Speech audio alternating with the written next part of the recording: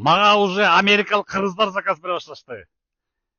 Мошенник аферисттерди издөө, табуу видеолорум натыйжалуу болгондуктан уже Америкада жашаган кыргыздар заказ бере башташты. Америкадан бери көрүшөт мен, Европа баардык жерде көрүшөт, Россиядан.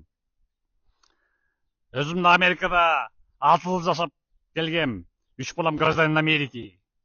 Жашасаңар мендей крутой, лихой жашагыла. Жашабасаңар колуңа да жүрбөй эле койгула. В общем,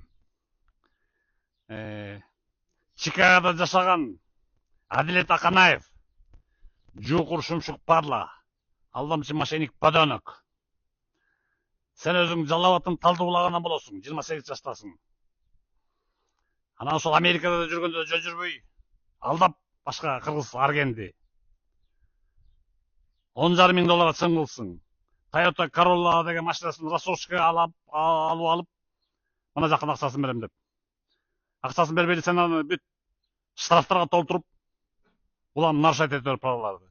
Американын полициясынан штрафтарга толтуруп туруп, аябай каршыга батырып туруп, анан көчөгө таштап туруп басып кетсиң. Берки аргенге чалып туруп хозяин айтсың. Мен Кыргызстанга кеттим, биякта жашашым болбой калды деп алдапсың. Акчаны алып келип кой, подонок. Мына ошону көрүп койгула. Адилет Аканаев деген жалап атын талдуулагандан болот. Азыр Чикагода жашайт, мына фотография чыгат, мен сүрөп турдум. Америкада жүрүп да ошентип бирөөнү алдаган токтотпойсуңар я. Россияда жүрүп алдаган бирөөнү токтотпойсуңар я, кыргыздар. Мына көрүп коесуңар Адилет Аканаевди.